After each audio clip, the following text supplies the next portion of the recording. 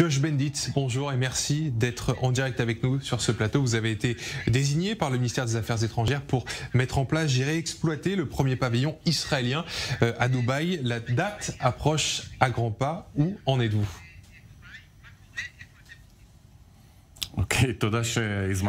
Eh bien, merci de m'avoir convié. En fait, j'ai été nommé pour diriger le pavillon et je travaille au ministère des Affaires étrangères avec qui je coopère pour organiser donc les activités sur le pavillon. Mais si vous voulez bien me répéter à nouveau la question. C'est simplement pour savoir où ça en était. Est-ce que le pavillon israélien est déjà prêt à recevoir des touristes ? Oui, alors le pavillon en fait est déjà en place, il est construit et nous avons terminé la majorité du travail et nous espérons que d'ici un mois environ, tout sera prêt et le 1er octobre nous serons complètement prêts et bien entendu nous pourrons accueillir les visiteurs. Alors nous avons un petit... I'm gonna let you put back your number in the air, it's fine. Juste le temps, voilà, que notre invité remette son oreillette. C'est bon, c'est fait. Alors, la menace du coronavirus est toujours bien présente. On le voit en Israël. Comment cette épidémie affecte la préparation de cette exposition ?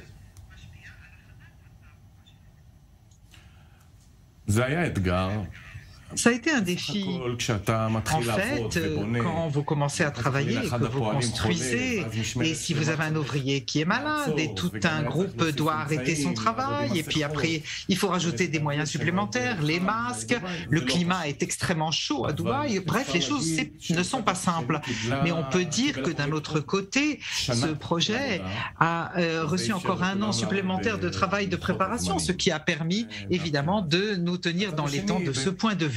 D'un autre côté, il faut encore faire le nécessaire pour que lors des visites, les gens préservent la distance de 2 mètres. Ça veut dire qu'il y aura moins de gens qui pourront faire la queue pour rentrer, etc. Bref, des défis qui nous attendent encore.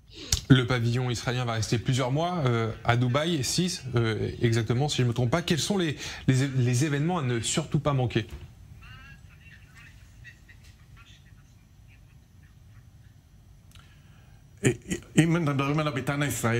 Si on parle du pavillon israélien, c'est très simple. Nous n'avons pas développé de longues visites. Il y a 2 choses dans le pavillon, à l'extérieur et à l'intérieur.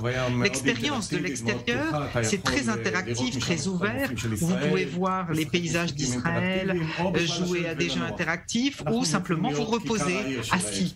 Donc on veut être un peu la place de l'expo pour que les gens viennent s'y détendre pour faire une photographie avec notre statue qui est vers demain, c'est écrit en hébreu et en arabe, ça c'est de l'extérieur. Et en même temps, si vous ne rentrez pas dans le pavillon, votre point de vue vous permet de voir de l'extérieur tous nos messages avec les diverses verticales. L'agriculture, la médecine, l'innovation, le cyber, etc. Et pour ce qui est de l'expérience à l'intérieur, notre objectif était le suivant. Nous sommes en concurrence avec 200 autres pavillons. Donc les personnes peuvent aller visiter 5 à 10 pavillons par jour, grand maximum.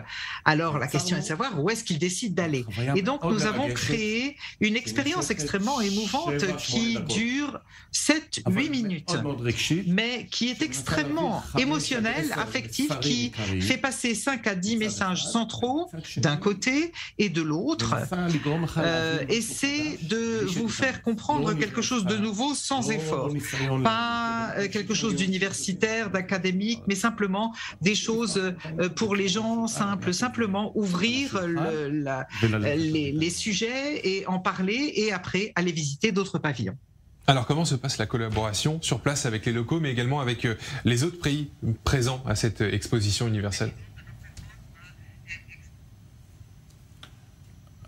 I didn't hear the question. Comment, je vais la répéter, comment se passe la collaboration sur place avec les locaux et également les autres pays qui sont présents à cette exposition ?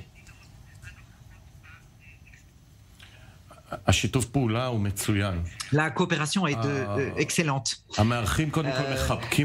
Les gens qui nous accueillent à bras ouverts, de manière très chaleureuse. Ils sont auprès de nous, nous proposent toute aide possible.